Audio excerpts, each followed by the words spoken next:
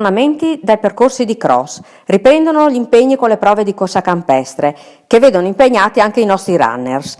Prima di tutto vogliamo segnalare la bella prova di Isadora Castellani, che ha fatto il poker, aggiudicandosi anche la campestre di Mariano del Friuli, valida come seconda prova dei regionali di società Fidal. Domenica 15 febbraio, a Godo di Gemona, su un terreno reso pesante dalla pioggia, i nostri atleti si sono impegnati nella prova CSI, portando a termine questo impegno con risultati soddisfacenti.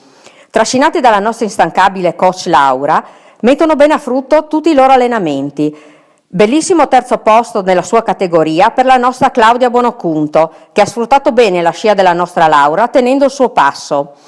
Bella prova anche per Mattia Mirolo e tutti gli altri, Elisa Granzon, la nostra Patrizia Leonarduzzi e il mitico ed indomito Renato Tex Loiacono. Adesso l'appuntamento per la rivincita è per domenica 8 marzo a Codroipo. Mattia, vai! Vai che lo prendi!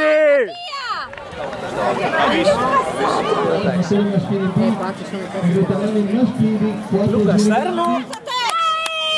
Bene. Figata. Vai!